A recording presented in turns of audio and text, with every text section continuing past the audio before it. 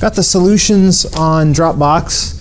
I'll run through them real quick just to see if anyone has any questions or issues with the grading. Number 1 was consider the design of the 3-stage pipeline CPU. Write a system Verilog snippet to implement the sign and zero extend block. The sign is sign extending. It's replicating the sign bit 16 times, concatenating that with the rest of the low order 16 bits of the instruction. And then zero extend is same idea, except it's putting 16 hard-coded zeros in and concatenating that with the 16 low order bits of the instruction.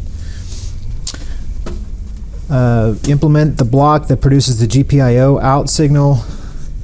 I just have one line here, always underscore FF at pause edge clock. If GPIO write enable, then set the GPIO out to read data to EX. So the way you'd know that is you have to start with the GPIO out and work your way back, and that signal, I call it read data to EX, although it's not marked on the diagram. That's why I said in the question you can use your own names where they're not specified in the diagram. But more than likely, if you followed my template for the CPU, you would have used that name in your CPU. Any questions about that? Part C, mark the stage holding each of the instructions listed in the first 4 rows. Fetch, execute, write back. Assume the instructions appear consecutively, and the first instruction is fetched in cycle 0. So this one, I didn't grade reg cell EX or write back because of the bug that was in this design where the reg select, which controls this mux, is a little funky because the labels of the wires going into it don't match up with the registers that are sourcing them. So you wouldn't not have lost any points regardless of how you specified reg cell EX and reg cell WB. For the rest of them, we've got the stages filled in here. There's no stalls, so it's just each instruction is fetched in a consecutive cycle, followed by execute and write back in the next 2 cycles. Notice here, I think someone asked me about this when they were taking the exam, but this kind of gets cut off before all the instructions finish, and that's fine. Reg write is, so the way to do this is you look at the suffix here, and so for underscore EX, you're looking at whatever instruction is in the execute stage. In the first cycle, there's no instruction in the execute stage, or at least none specified. So I had U's for those. And then for write back, you're looking at whatever instruction is in the write back stage, and likewise, there's no instruction in write back in cycle 0 or 1. So I have U's for that. For the other cycles, for reg write EX, you're looking at whatever instruction is in EX, does it write a register? So in cycle 1, you've got the load upper immediate in EX, and it does write a register. Cycle 2, you've got the OR I, which writes a register. Cycle 3, you've got the multiply, which doesn't write a register, not in the register file at least. It writes high and low. So that would be 0. And then in cycle 4, we've got move from high in execute, and that one does write a register. Now, reg write WB is just a 1 cycle delay form of the reg write EX. So all you have to do there is just take whatever is in reg write EX and copy it to the next column. You guys with me? Enable high low is always going to be 0 unless you've got a multiply in the execute stage, which happens in cycle 3. Reg select we didn't grade. And then ALU source, that's probably the hardest one. In fact, there's an ambiguity for the load upper immediate. The load upper immediate has to take whatever's in the immediate field, which means we have to do something with ALU source. ALU source, the purpose of ALU source is to select what's going into the second input on the ALU. But for load up or immediate, we're going to take whatever's in the low order 16 bits of the instruction and shift it 16 bits to the left. Right? So the high order 16 bits are going to get shifted off. You guys with me? Meaning that it doesn't matter if you zero extend or sign extend, because those bits are going to get wiped out anyway. So if you had a 0, 1, or a 1, 0, or even a 1, 1 for ALU source, for that one, that would be fine, as long as you don't have 0, 0. Does that make sense?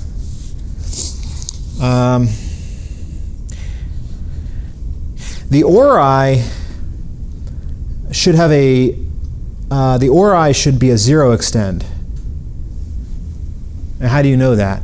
Well, ORI is there's immediate, so it's an immediate instruction, but it's a logical operation, which logical operations don't have the concept of a sign bit. So there's no point in sign extending. So you just 0 extend the logical operations. So if you have a 1, 0 or a 1, 1 there, for that one, it would be fine. Let's see. Oh yes, and ALU source is actually a don't care for the move from high. Why? Because move from high doesn't do anything with ALU. Move from high takes whatever's in the high register and puts it in the register file, which is kind of disregarding anything coming out of the ALU, would be ignored, right? Because this mux would be selecting one of the other inputs. You guys with me? So I've got a don't care for ALU source EX for the move from high. And let's see, RDRT, that one is distinguishing between R-type and I-type instructions. So remember, that's toggling between RD and RT as being the destination register. So in cycle 1, you've got LUI, so that's an I-type, so that should be a 1. Cycle 2, you've got ORI, which is an I-type, so it should be 1. In cycle 3, you've got mult, which doesn't write to the register file, so it's a don't care. And then in cycle 4, it's a 0 because we've got move from high, which is actually an R-type instruction. Okay? Any questions about that? You might say, well, how do I know move from high is an R-type instruction? Well, there's no immediate, right? There's just registers involved there, so it must be R-type. There's only one register. Well, R-types support up to 3 register addresses plus a shift amount, but there's no immediate, so it would be an R-type. Just like jump register, for instance, is also an R-type, even though it just has one register in there in the instruction. Any questions? Okay. Question 2, what changes to the CPU would allow the CPU to execute the SLLV instruction? There's several ways you could have answered this. I think I had two possible answers. One option is to add a wire from read data 1 to the control unit, because the control unit controls the shift amount. And so the shift amount is coming from the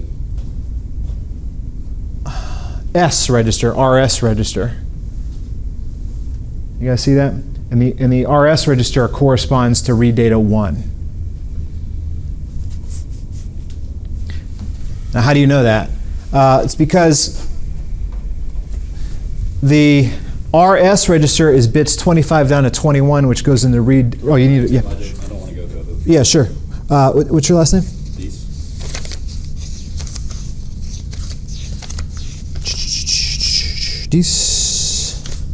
Tyler. Sorry.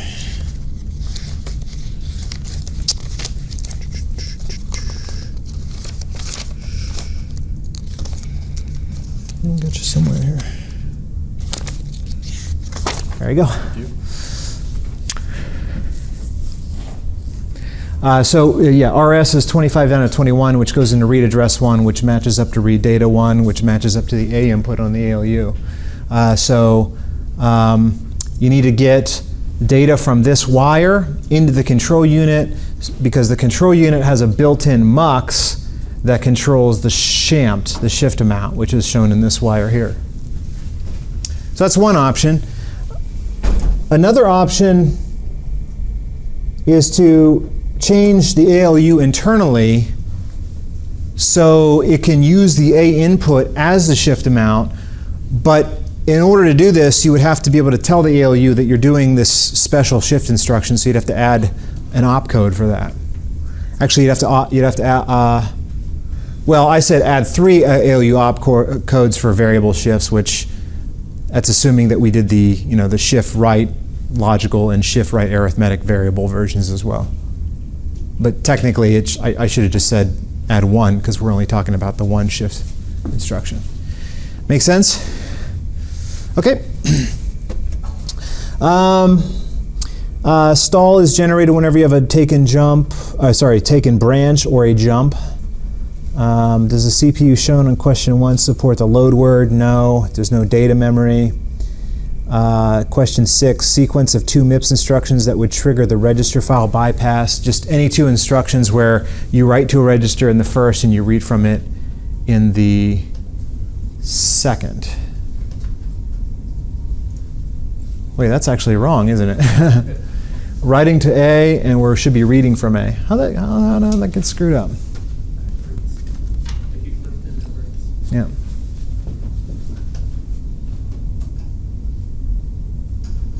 Okay. So we're looking for a read after a write there. Part B, what would happen if it lacked write bypassing? Basically, if you had an instruction that wrote a register followed by one that reads it, the one that reads the register would not be receiving the updated value calculated in the previous instruction. Okay, any questions? Good. If you have any questions about your grade on that exam, let me know. Yeah, let me know after class. Okay, so we've got 2 lectures left, and my plan is to go back and cover some of the topics that I sort of blew past in the beginning part of the course, because I was trying to cover all the Verilog material so you could implement your CPU. There was a few topics that we want to go back and address. These are conceptual topics, so these will be on the final exam. By the way, how many of you are planning to complete Lab 5? Which one? About half. Lab 5 is the branch and jump. Right. Okay. Yeah. So just if you did well on your first 2 exams and you plan to prepare for the final, then you could not turn in Lab 5, because that would be the score that you would drop in that case. Right? Are there any issues with Lab 5? Hopefully those of you that are in Thursday's lab were able to come to lab last week. Is that right? Sorry, Wednesday's lab, right. Yeah, Charles was gone last week, so there was no lab on Tuesday.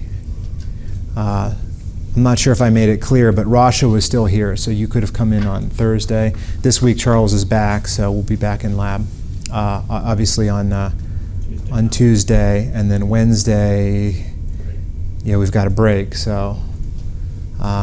So let us know if you're having any trouble with the lab and you weren't able to find someone to help. And let us know if you're having any, obviously if you're stuck, let us know. Okay, so I had a few questions about fixed point, which is required for Lab 5. So in Lab 5, you're going to read in an integer value from the 18 switches, and then calculate the square root. And the square root will be internally computed as a value in fixed point that has 14 fractional bits. And then you'll output that to the hex displays, also as a fixed point, but this time in a decimal fixed point format that has 5 decimal digits that are to the right of the decimal point. So just to quickly review fixed point, I think I covered it, but very briefly in class. A fixed point is an integer where, as the programmer, you assume that there's a built-in scaling factor to it, meaning that you arbitrarily put a decimal point, although that's kind of a misnomer. It should be radix point because these are binary numbers. So you put a binary decimal point somewhere in the number and you treat it as though it's there in your code. And what that's doing is applying a scaling factor of 2 to the negative m, where m is the number of fractional bits, right? So in this case, we've got an 8-bit number, and if I put the decimal point there, it means I've got 4 fractional bits. So this number is being scaled by 2 to the negative 4th power. So if I add 1 to this number, meaning I add 1 to the least significant bit position, I'm actually adding 1/16 to the number, right, instead of 1, which is, 1/16 being 2 to the minus 4, 2 over 4.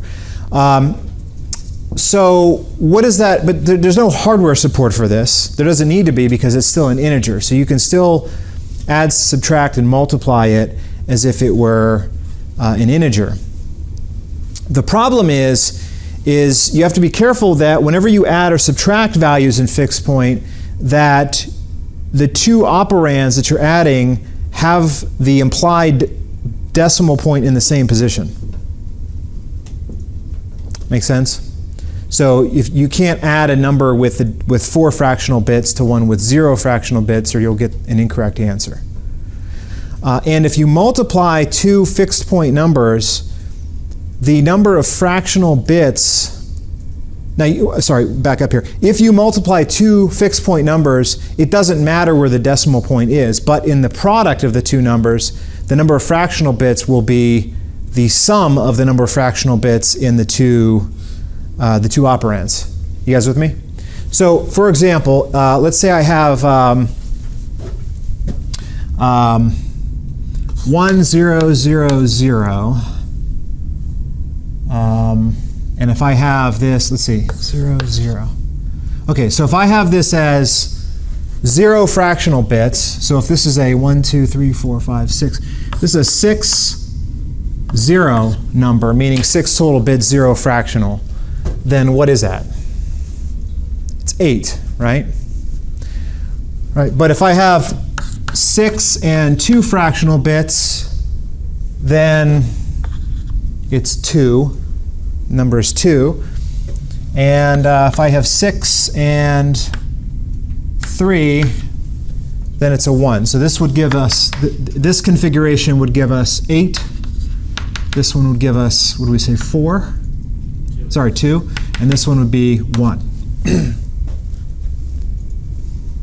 Now, if we take this and we square it, the multiplier is just going to the multiplier is going to take this number, which is essentially 8, right? If it wasn't, if it wasn't fixed point, right? And it's going to square it, and we're going to get 8 times 8. We're going to get 64. So 64 is going to be a 1 followed by 5 zeros, right? 2, 3, 4, 0, 1, 2, 3, 4, 5. Oh, sorry, 6. Yeah, 6 zeros. Right, because this is going to give us 2 to the 6th power significance if it were not fixed point, right?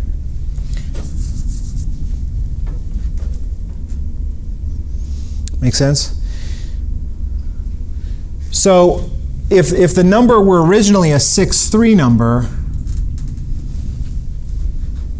then it was a 1, and if I squared it, I should still have a 1, because 1 times 1 is 1. But the product I'm getting is much different than this one is much different than that one. And the reason is because I had two numbers that had 3 fractional bits each, and when I squared it, I got 6 fractional bits. So all of these bits in the product are now fractional. Make sense? So the product is 1. But as a programmer, I have to deal with that effect from the multiply. So generally speaking, you just have to shift. If I take this, like if I'm doing a calculation and I've squared this and then I want to continue using it, or I want to, say in the square root program, you have to square your guess, and then you have to subtract it from your input value. So in order to subtract it from the input value, I have to realign this to bring it back to, in this case, having 4 fractional bits, although in your program it'll actually be 14 fractional bits, right?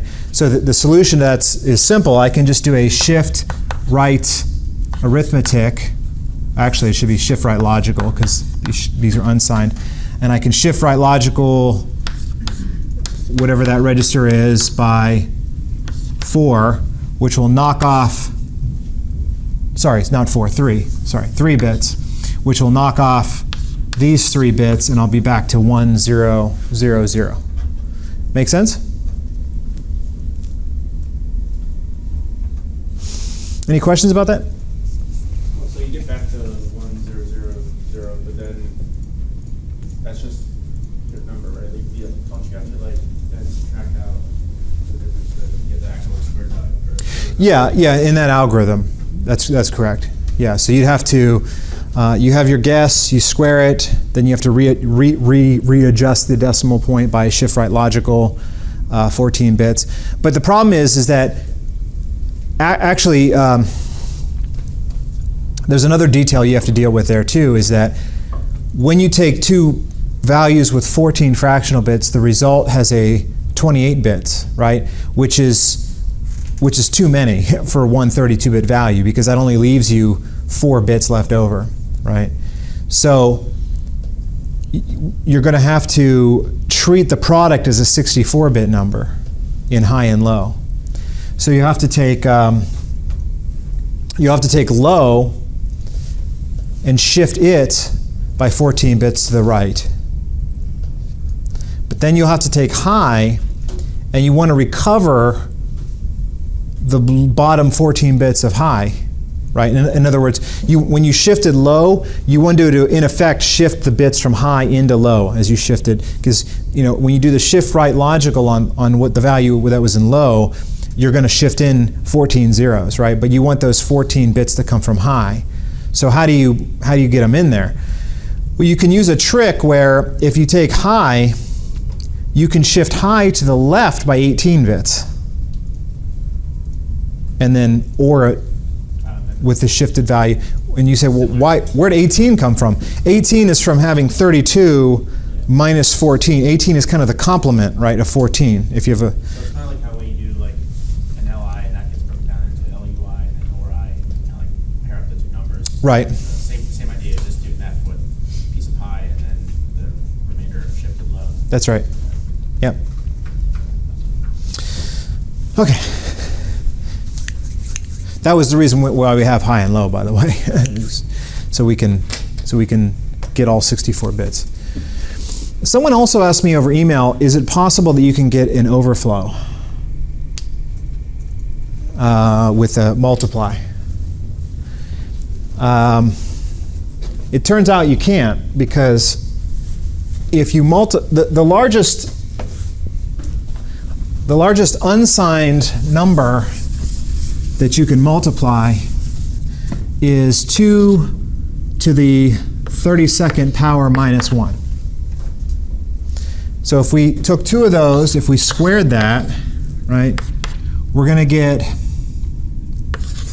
2 to the 64 minus 2 to the 32nd minus 2 to the 32nd plus 1. So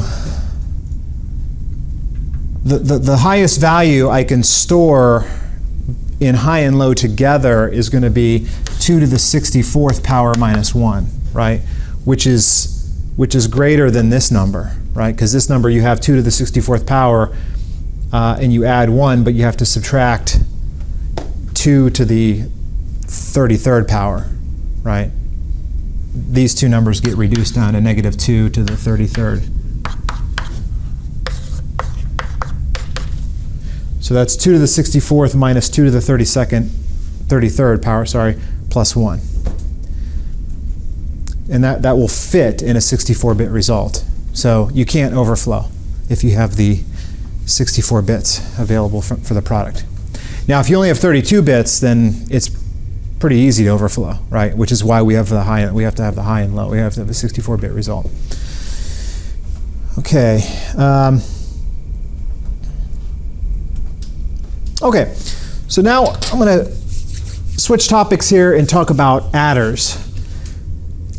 Do you remember covering half adders and full adders in 211? Did they cover that? Okay, so just to refresh your memory, you've got adders, multi-bit adders, being able to add two numbers with multiple bits in each operand. You build that up from 1-bit adders. So half adder is a 1-bit adder where A and B are the two bits you're adding, and then the result is S, which stands for sum. And then you have a carry out, which happens whenever you add 1 plus 1. You get 2, and 2 doesn't fit in a 1-bit sum, right? So you end up getting a 0 for the sum, and you have a carry out. So basically what you're doing there is adding two single-bit numbers and producing a single result that's 2 bits. Sorry, between carry out and sum, that's kind of like having a 2-bit result. So you're adding two 1-bit numbers and getting a 2-bit result. So 1 plus 1 is 2, and 1 plus 0, 0 plus 1 is 1, right? That's a half adder. A full adder is when you add a third input, which is the carry in from the previous pair of bits that you're adding, if you're adding multiple bits together. So it's like having 3 single-bit inputs, adding them up and producing a 2-bit result. So you can add 1 plus 1 plus 1 and get 3, which is where you have a carry out of 1 and a sum of 1. Does that make sense? Okay. So logically, the sum is the A XOR B XOR C. So anytime you have an odd number of 1 bits between A, B, and carry in, you'll have a sum of 1.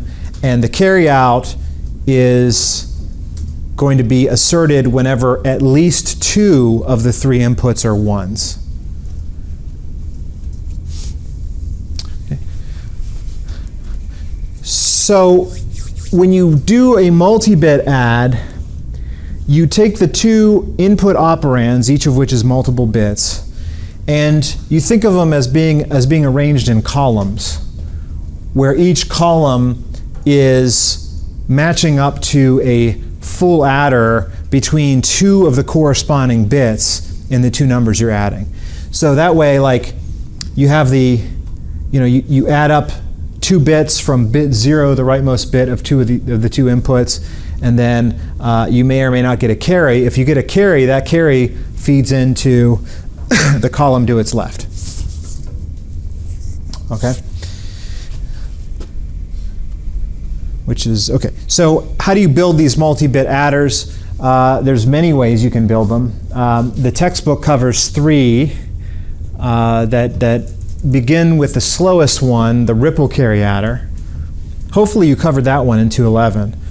But then there's faster ones. There's the Carry-Lookahead adder and the prefix adder, which are faster, but they're more expensive.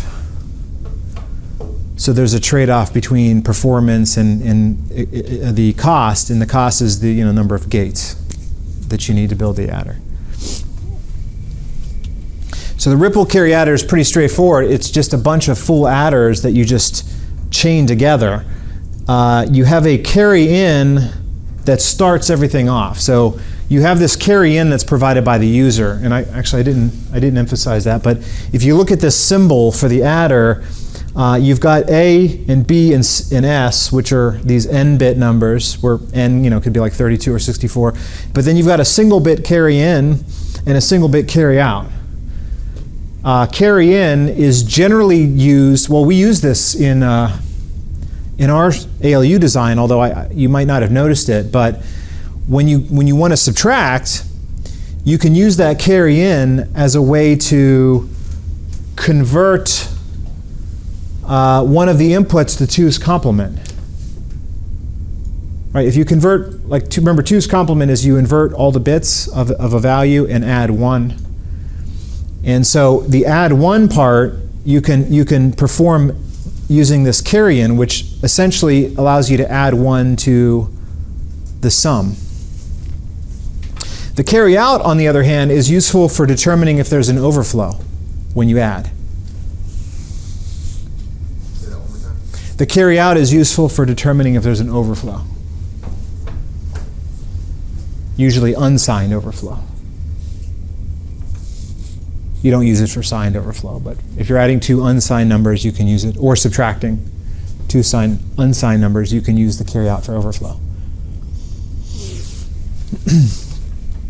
Okay, so ripple carry adder is where each of these, you create a full adder for each of the bits in A and B. So if you have a 32-bit adder, you have 32 of these, and each carry out inside the chain is connected to the carry in of the next one. So I've got a bit 0 of A, bit 0 of B connected to a full adder. They will produce sum 0, the rightmost bit of the sum, and then we'll generate a carry that will go into the next full adder, and so on, right? And this is nice because you can create an adder of arbitrary size with this. You just, you add more full adders in the chain, you get a bigger adder, or I should say a wider adder, right? The problem with this, though, is you've got if you start with the carry in, you need the first carry in to calculate the output of the first full adder. You need the first carry out to calculate the output of the second full adder. You need its carry out to calculate the next one down the line. So the problem is that you need to give this adder enough time, and by time I mean clock cycle. Right? The clock cycle has to be long enough to propagate a signal from the original carry in all the way down to the carry out.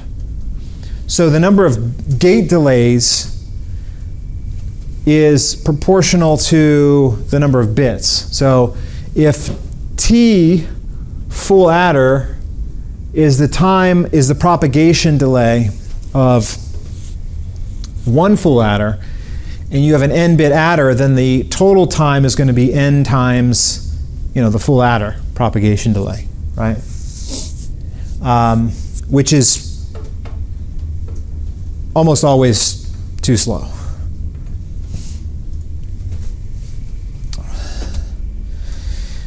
So you can build one way to build a faster adder is to create a carry-lookahead adder. So the idea with this is you take the 1-bit adder, you go back to the 1-bit adder, and you have it generate 2 additional outputs. One's called propagate, and the other one's called generate, P and G. So let's say I have a 4-bit adder.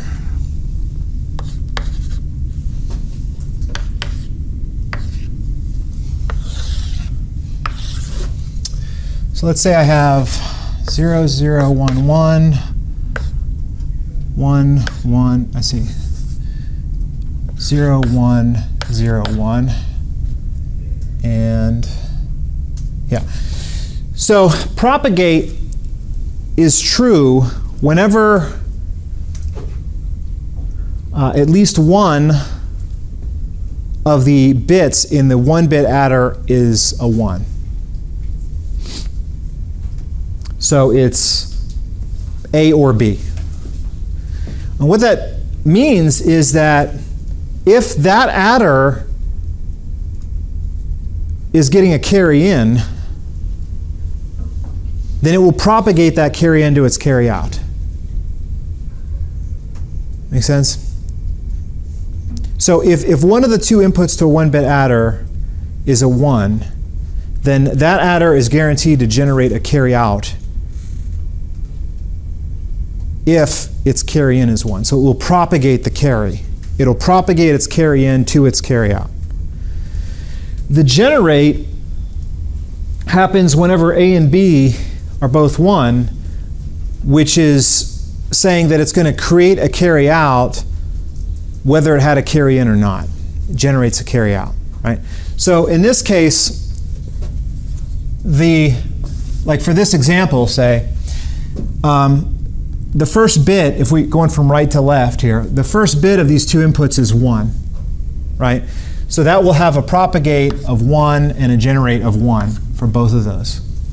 For that first bit. The second bit is a 1.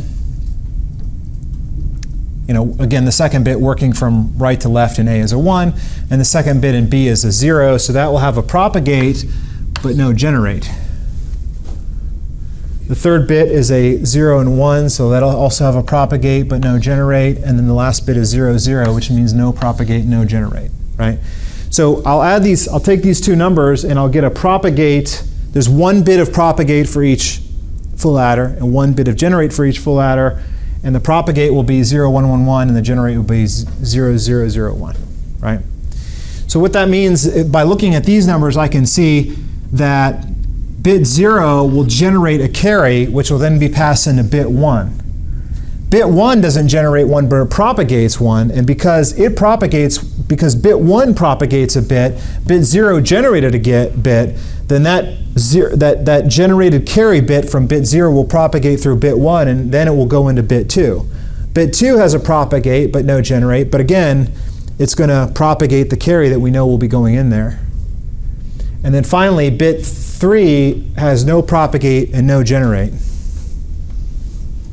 So we'll get no carry out.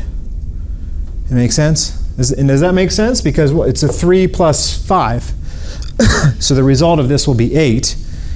And so if we know that if there's for example, if generate bit 3 is a 1, then that means we're going to carry out of the most significant bit, meaning overflow, right?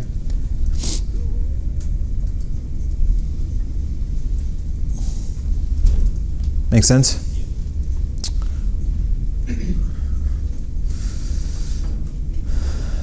Okay, so you have a sum bit and a propagate and a generate bit for each of the bits for each of the little 1-bit adders in the array. So you can calculate the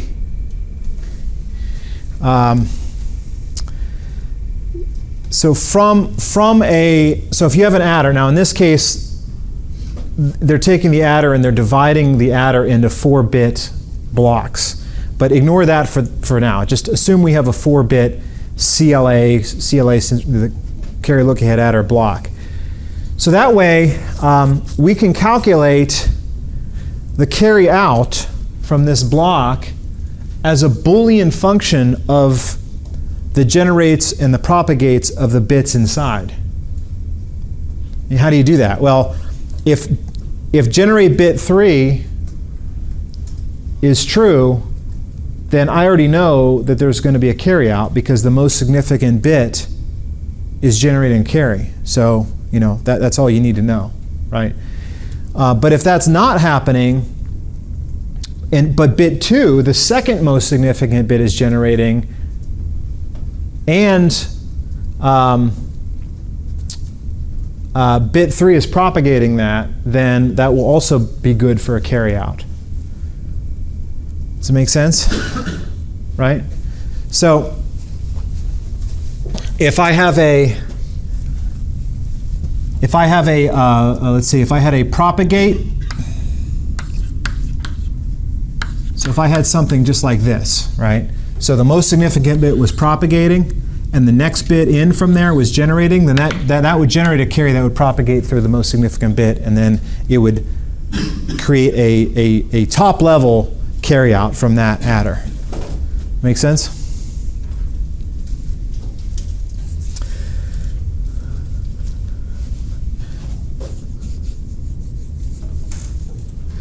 Okay, likewise, if you have let's say you have a generate in bit 1 and a propagate in bit 2, then that would create a carry out going into bit 3, which could then be potentially propagated out, right?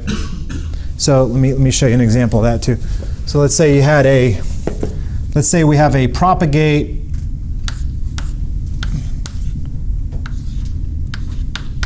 Let's say you have that, where you have a generate here in bit 1. You see that?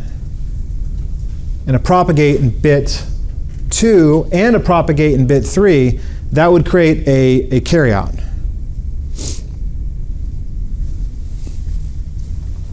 Come over here and show over here too. So let's see, this is propagate and this is generate. So if you had propagate, no generate, like this, right? So this would generate, bit 1 would generate, and that generated carry would propagate through all the bits to its left, basically, right? So bit 2 and 3 would propagate that out, right? However, if I had a 0 here, then the carry from bit 1 would propagate through bit 2, but it would be stopped at bit 3, because there's no propagate there, so you wouldn't have an overall carry out. Make sense? So let's see. Oh, also, if all the propagates are true, then you could potentially propagate the carry in all the way through the adder, right? Right? Does that make sense? So let's say I didn't generate any carries, but all my propagates were 1, right? And I had a carry in, which is 1. That carry in could be propagated all the way through the adder. You might say, well, how would you do that? What would be the inputs to make that happen? Pretty much just if I add all 1s, all 0s, that's what you'd have, right? If my A were all 1s, my B would be all 0s, then the propagate bits would then be all set, but none of the generate bits would be set. So if I had a carry in, it would roll all the way through. That make sense? Okay. So what's the advantage of this over a ripple carry adder? Well, a 4-bit adder, a 4-bit ripple carry adder would generate a carry out, no problem. The problem is that you'd have to go through, the propagation delay for it would have to be carry in through 1, 2, 3, 4 full adders, and then you have the carry out. Right? So the delay there would be 4 times the delay of a full adder. Now, what's the delay of a full adder? How fast is a full adder? Well, if you look at down here, a full adder, and really all we care about here is the carry out for the full adder, not the sum, right? Because this is what's part of the critical path. So how many gate delays is this? This is 2 gate delays, right? There's an AND. This is a sum of products, right? So there's an AND and an OR. So each full adder is 2 gate delays. And so this would be eight gate delays, right? From here all the way through would be 8 gate delays. But if we look at this instead, if we do it this way, how many gate delays do we have here? Well, this has got, well, there's 1, 2, 3, 4, 5, 6, 7. 7 gate delays, right? But it takes 2 gate delays to create the generate, doesn't it? Right? Because the generate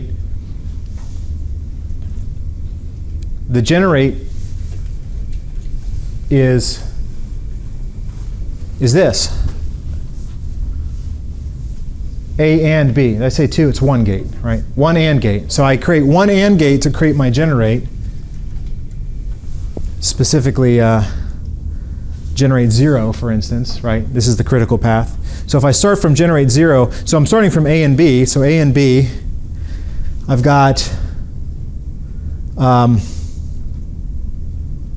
one gate delay to create generate to compute generate 0, and then I have to go through 1, 2, 3, 4, 5, 6, 7. So that's 8 gate delays. So it seems like it's the same delay. Yes? So my guess is then that pays off a lot more with larger bit numbers rather than just like a 4-bit number. Yeah, for every bit, even in this case, you'd have to add one gate to this chain, right? But you're adding 2 gates for every bit with the full adder, right? So for every bit, you're adding. 32-bit numbers, though. Like, yeah. that'd be a lot faster. Yes, that's correct. That's right. Yeah. But see, the way the book says to do it, though, is the book presents this as hierarchical, where you take your adder, and instead of taking this design and scaling it all the way up to 32 bits, this strategy, you break the adder into these blocks. And then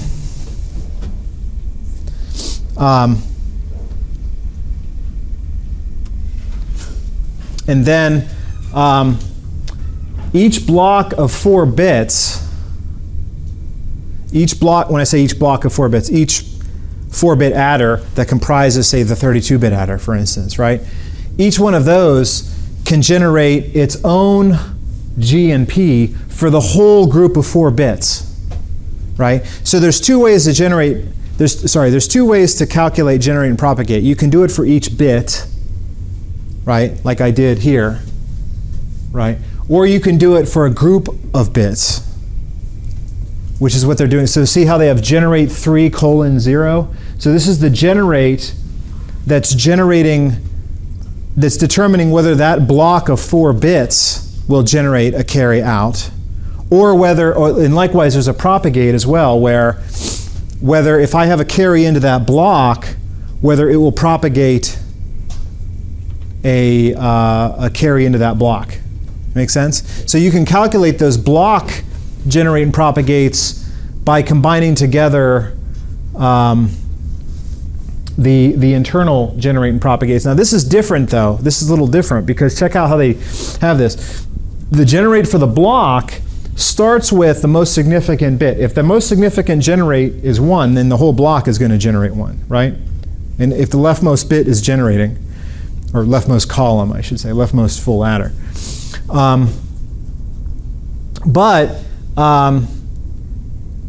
I can also have a top-level generate if I have a propagate on bit 3, and there's a carry coming into that bit 3. Right? Well, how do I know that? Well, then I have to see, well, is there a generate coming out of bit 2, or is there a propagate on bit 2 and a carry going into bit 2? Well, how do I know if there's a carry going into bit 2? Well, that would happen if there's a generate on bit 1, or if there's a propagate on bit 1 and a generate from bit 0. Right? It's cascaded. Yeah, it's kind of like just like kind of nested, right? I kind of went about it the opposite way. You should probably start from, well, no, I guess, no, it'd be harder to go from it's easier to go top down, I guess. Right, and then the propagate is real simple. It's just all the propagates ANDed together, right? So if all the propagates are set, then you'll propagate a carry coming into the group of 4 bits out, right? There's just, as you said, you used up like a lot more gates, but like this would never really, like if you're doing 32 bits, like you'll have those, I guess 8 gates, and then you're just going to kind of like AND those together. And yeah, so it's like 2 more levels roughly, and then it's like you're only at like 11. Yeah, exactly, and that's what it shows that here. So the total delay would be the delay to generate all the P and G's. How long does that take? Well, it's 1 gate delay, really, right? And those are all being done in parallel, right? So you're going to get all the P's and G's. The P's and G's come just from A and B. not from the carry-in, right? So the P's and G's come all in, they all get calculated in parallel. It's like in like one gate delay. Then you've got PG block.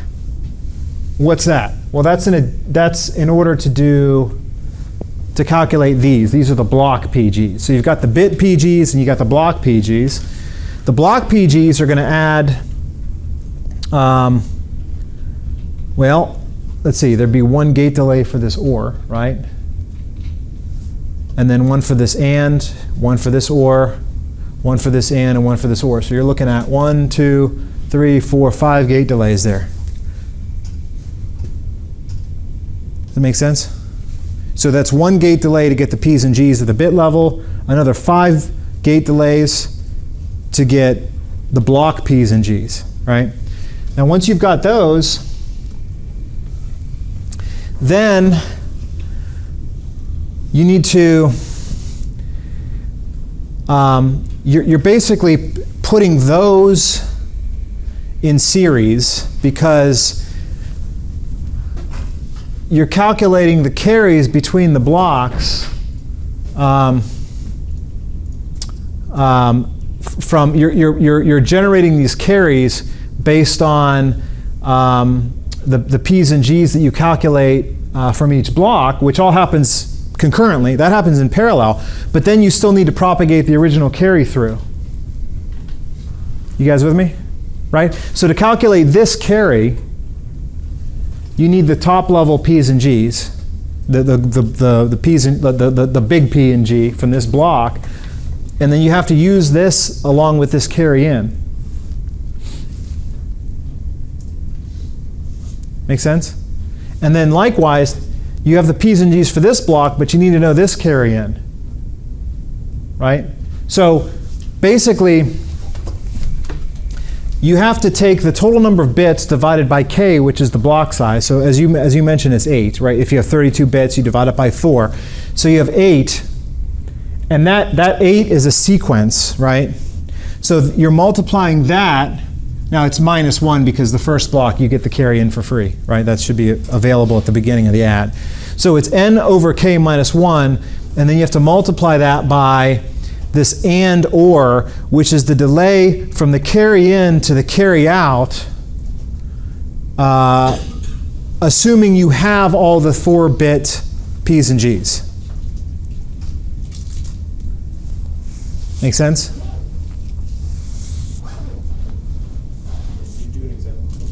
So,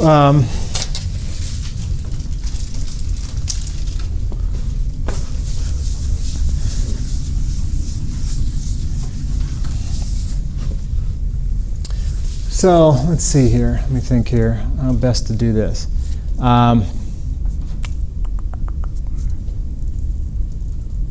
Yeah. So if I've got, let's see if I do a 12-bit adder, right? So I'll have A 11 down to 8, B 11 down to 8, A 7 down to 4, B 7 down to 4, A 3 down to 0, B 3 down to 0. So I'll decompose, this will be a 12-bit adder, I decompose it into 3 4-bit adders. And when I start out, first I need to get the, like for example, for this first block, I need to generate P, 3, P, let's do capital, 3, 2, 1, and 0. And G3, G2, G1, and G0. That's the first thing I got to do. Once I've got that, then I have to calculate P3 colon 0 and G3 colon 0. So this is going to be about one gate delay. And this is going to be, what did I say? What was that again?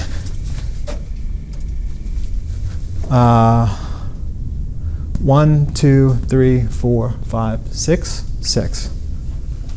I might have counted 5 before. I don't know if I included this first and, right? Make sense? And or. So there's 6 gate delays. So that's going to take 6 gates.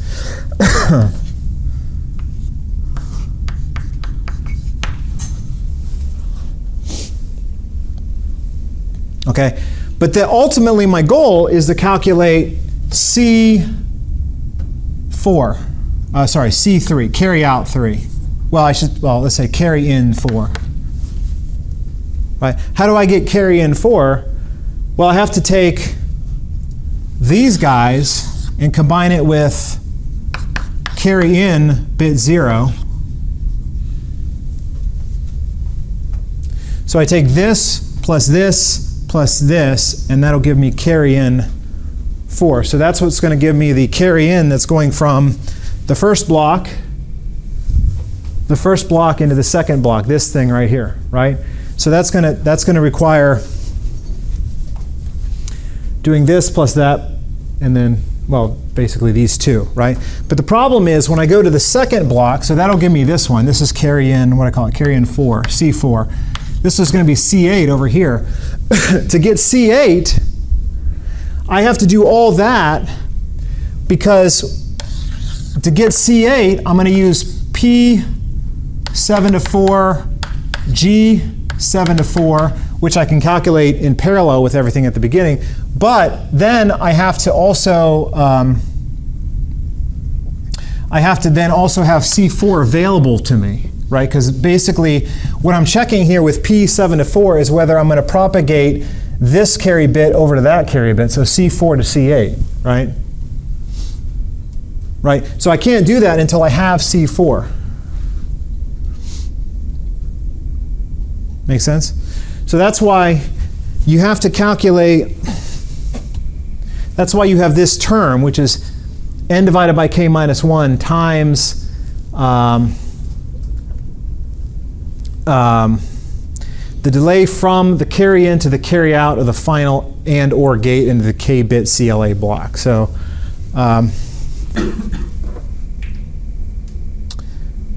right, but there's a twist here because with the referring here, when they say and or, when they say the final and or gate, they're talking about just this last part.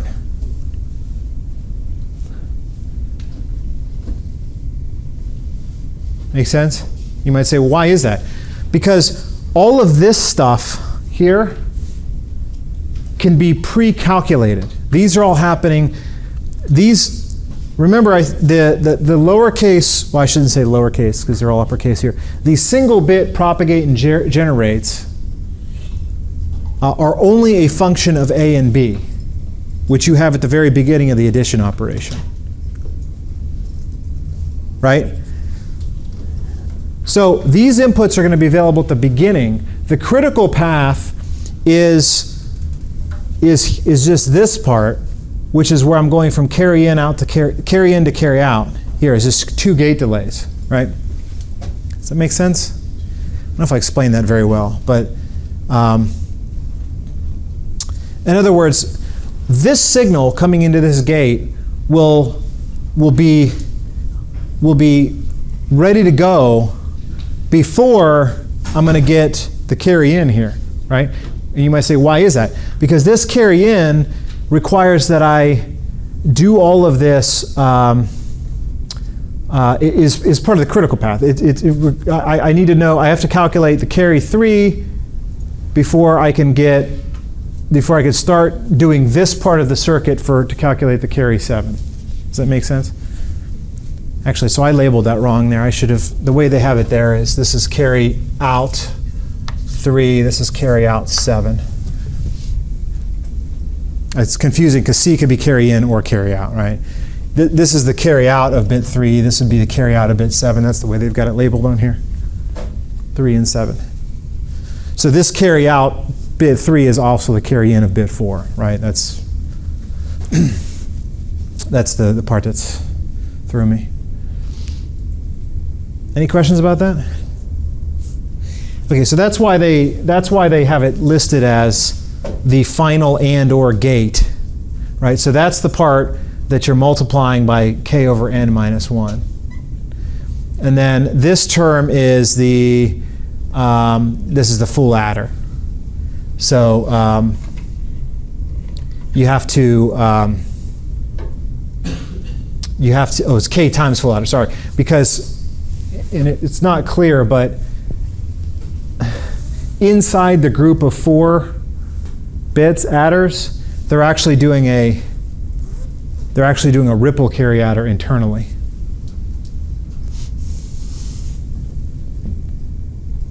Make sense? Do they need to?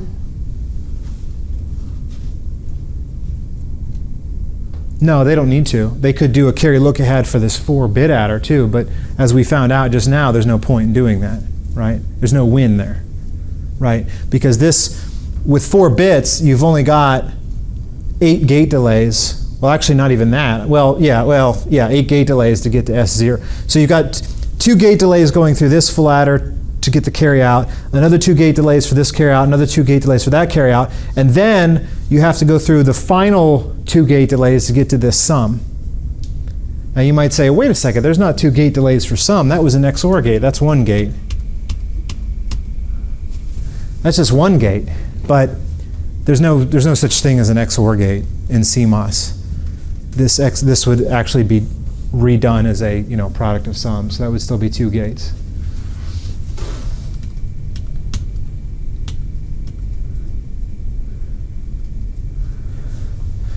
Now you might say, well, wait, why is that tacked on to the end? Well, it's because even after you calculate the last carry in, you still have to go through k times FA just to get the final carry out.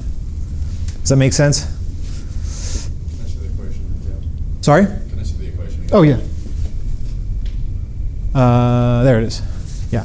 So we got to generate the single bit propagate and generates. We got to then calculate the block propagate and generates, right? So remember, that was about 1 gate delay. That was about 6 gate delays. Then you have to calculate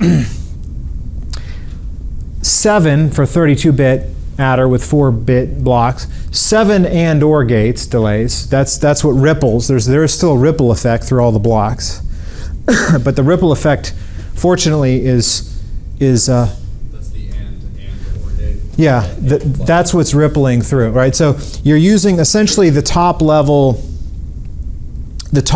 propagate and generates. When I say top level, sorry, the block propagate and generates, along with the first carry in bit.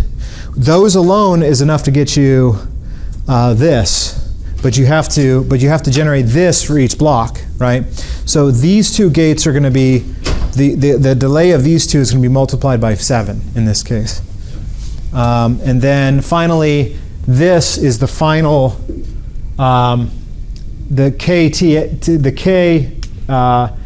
KTFA is the final, that's that final one to get the final carry out.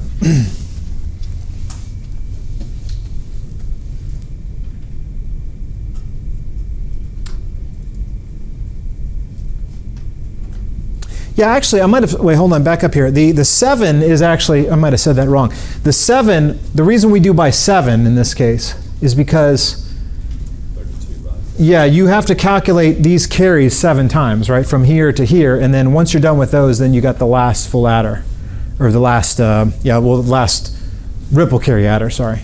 So, just to make sure I don't screw that up.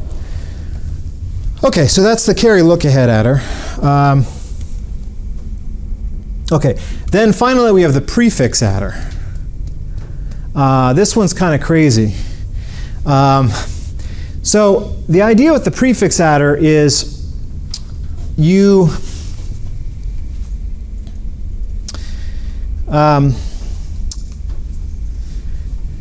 still have generate and propagate, but you only use the generate to determine what your carry-in is, the generate from the bits before you. Okay, and then they relabel the carry-in, the top-level carry-in. When I say the top level, I mean whoever's using the adder, the carry-in that they provide. That's generate minus 1. That's from bit minus 1. You'll see why that is in a minute here. So the notation used here is the carry in into bit I, or column I, is the generate from column I minus 1 down to negative 1. Now, this is a little confusing because in the Carry-Lookahead adder, we were using a combination of generate and propagate to determine if there was a carry-in, right? That was the whole point. But in the prefix adder, you only calculate the generate. You use the generate of the previous bit to know if you have a carry-in. Does that make sense? How do you cover all cases using the generator? Well, the reason for that is because notice that we have this kind of arbitrary range here. Like, so with the Carry-Lookahead, we grouped everything in groups of 4 bits, right? But in the prefix adder, you can group any arbitrary set of bits to create a generate for that group, right? So it doesn't have to be in 4-bit segments anymore, right? So there's this kind of a neat, I don't know if I probably would have never thought of this, but you can take a generate from bit I down to bit, or I should say column I down to column j. I keep saying bit, but I'm really talking about columns column being 2 bits, right? 1 bit from each number, right, that you're adding. You can calculate the generate from column I down to column j by taking the generate from 1 down to k. What's k? K is a number between I and j. And the propagate of I down to k, and the generate of k minus 1 down to j. So what does this mean? It means, first of all, we have a range of columns. You've got I and j. There's a range. You're taking a range of columns in the adder, and you're going to calculate a generate and a propagate for that range, right? But we introduced this variable k, which is a delineation between 2 chunks of that same range that we're going to combine together to calculate the generate and the propagate of this new range. So we're going to have I and j is the range we want to calculate the generate and the propagate for, but to do that, we're combining together 2 chunks of bits, I down to k and k minus 1 down to j. Does that make sense? Now, why would we do that? What's the point of that? It's because this is a divide and conquer algorithm. We're going to take the range that we want, which ultimately the range that we want is whatever bit I am, I want to know what the generate is of all the bits before me. That's the goal here. If I'm bit 17, I need to know what the generate is of bit 16 down to negative 1. That's my goal.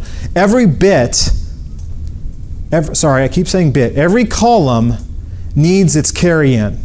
And it gets its carry-in from calculating the generate of the range of bits starting from the one just before it all the way down to negative 1, where negative 1 is the original carry-in.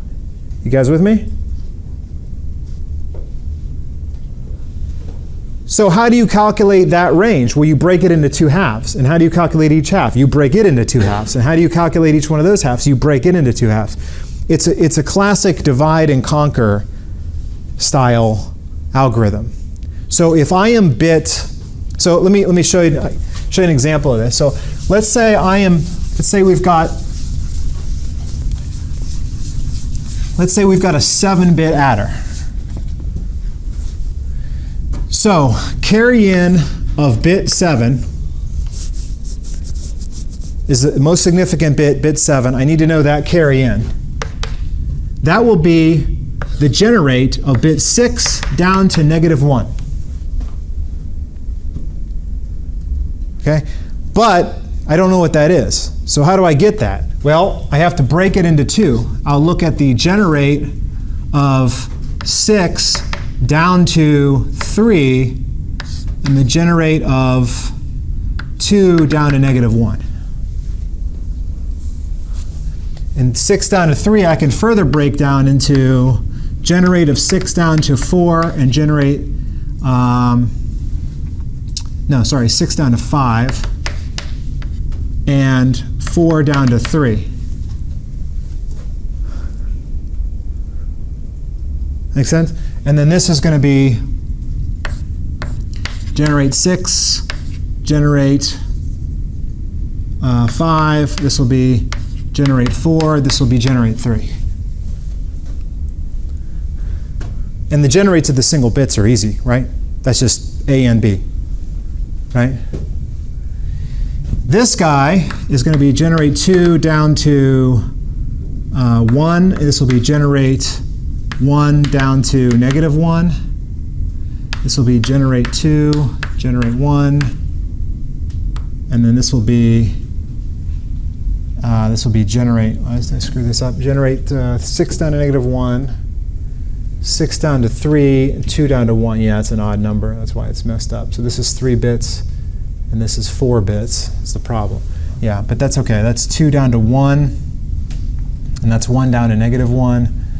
And then this will be generate 1 down to 0. Sorry, 1 down to 0.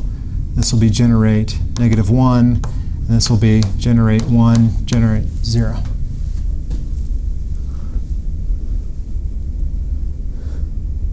Make sense? So generate -1 is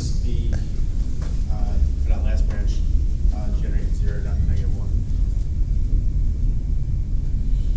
this is 2 down to -1, this is 2 down to 1, 1 down to -1. Wouldn't that just be 0 down to -1? Sorry, yes, thank you. Yes, that was why I screwed that up. Yeah, I did. Yeah, so that's right. 0 down to -1, right. So that, yeah, that's better. So it's 0, -1. Thank you. Yep, that's right.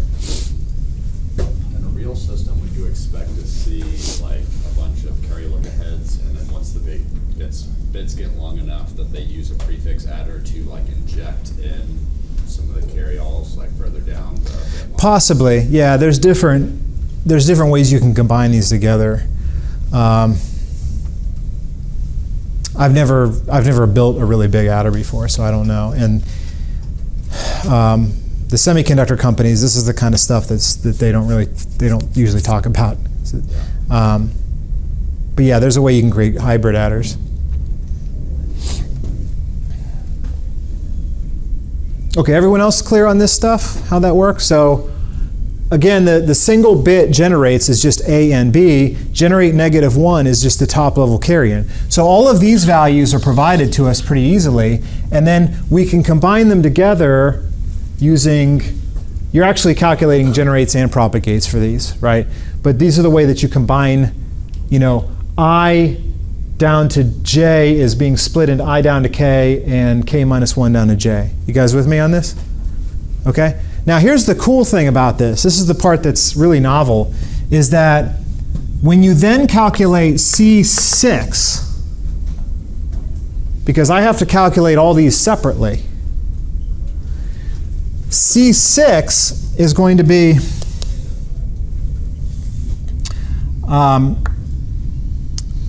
what? C5 down to C minus 1. Right?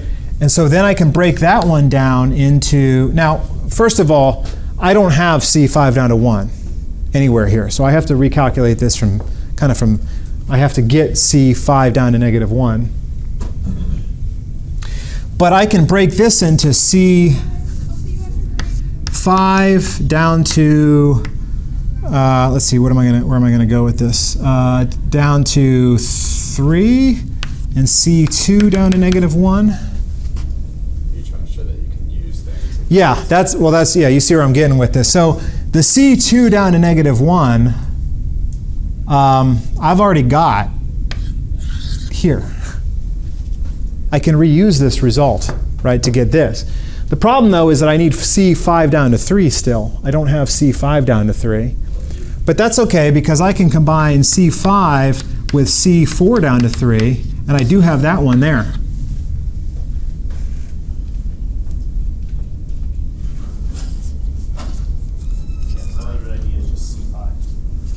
Yes.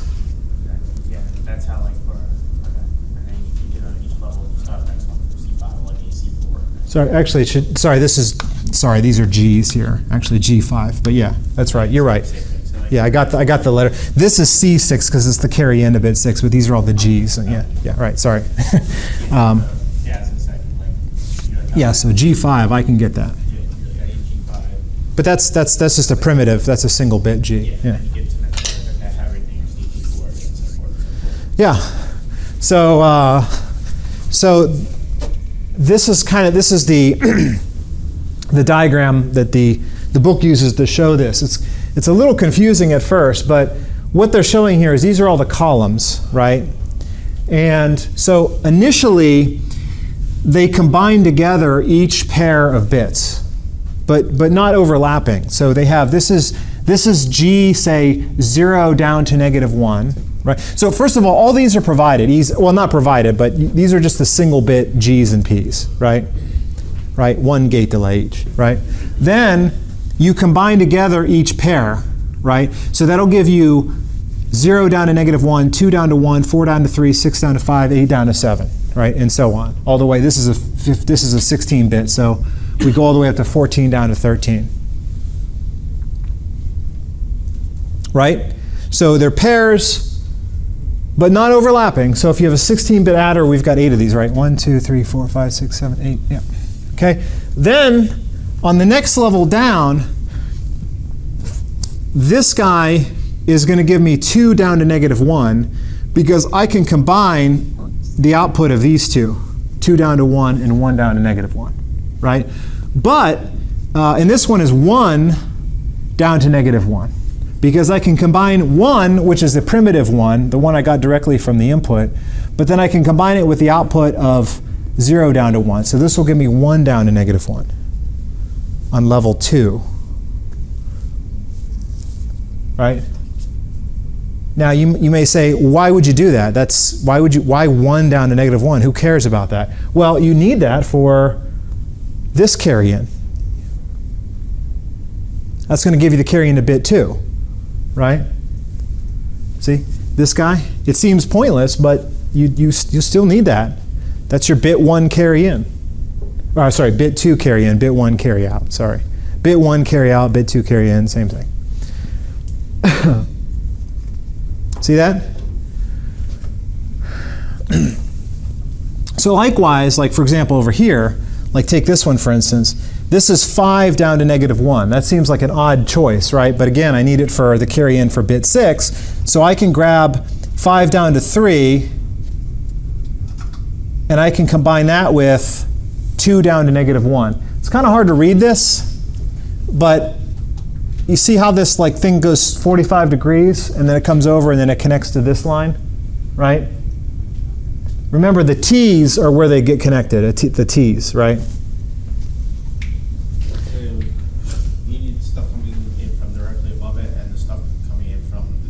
Yes.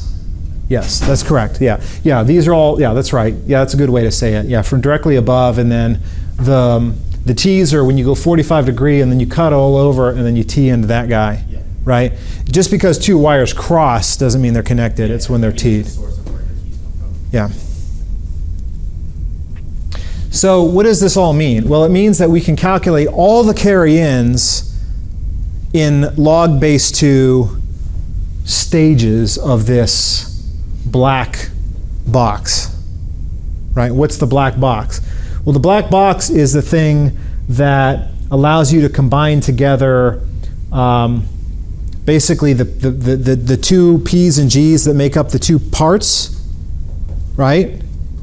The 2, like I down to K and K down to J, right? And from that you can get the P and G coming out of there. Right? So don't let me confuse you. Over in this example, I was just showing G, but in reality, you're calculating P and G in the same way, right? But that's not a big deal. It's not that complicated because they're showing it right here. It's just 3 gates will do that. Only 3 gates are needed to take P, I down to K, and P, K minus 1 down to J, and to create the P, I down to J, right? You guys with me? Does it make sense?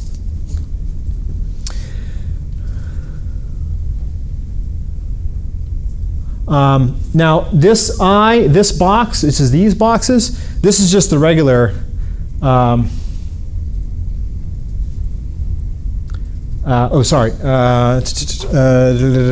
this is the I, the final I is where you take the generate from all the bits that come before it, and you just do basically a 3-way XOR, 3-input XOR. Now they're showing 2 XOR gates, but these are chained together, right, to create essentially a 3-input XOR, right?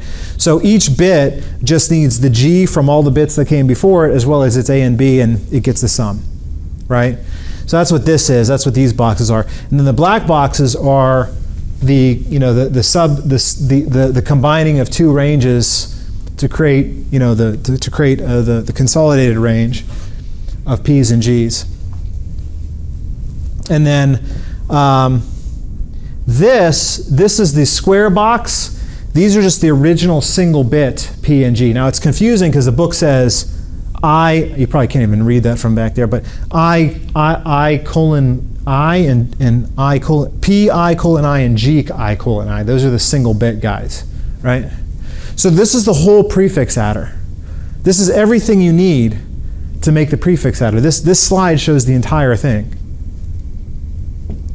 right? Which is kind of neat. You know, if you substitute in these boxes, you get the whole adder design. There's nothing being left out there. So the delay required for that is going to be the time to generate the single bit propagate and generates, right? Which is the little square box. And then the PG prefix is the black box, right? That's the little combiner box that combines 2 ranges. And how many of those do you need? Well, this is a 16-bit. I need 4 at most. The critical path is 4. They don't all go through 4. But in the worst case, you go through 4, which is actually just actually it's only the last one. Only this one goes through 4, right? 1, 2, 3, 4. Oh no, there's other. Well, no, this one generates. Yeah, there's other paths. Yeah, all the ones on the bottom row. All these go through 4. You're right. Yeah. So the critical path there is 4 of these black dots, black boxes, which is 16. The log base 2 of 16. Right. And then finally you have this, the rounded square box, right? Which generates the final sum bit, which is this, which is an XOR. Right? So it's just the propagate and generate, the log base 2 of the times the black box, that's the number of those black boxes you have to go through, and then the final box, right? So again, everything is shown on this slide. This is the full. This slide shows the full data path of that. Any questions? That's pretty. I've always been impressed by the prefix adder. I always thought it was a neat divide and conquer approach. Okay, so let's compare some times here. Let's say you have a 32-bit ripple carry adder, a 32-bit Carry-Lookahead adder, and a 32-bit prefix adder. Assume that the Carry-Lookahead adder is arranged in 4-bit blocks. Now you don't have to do it that way. You could do it in 8-bit blocks or 16-bit blocks.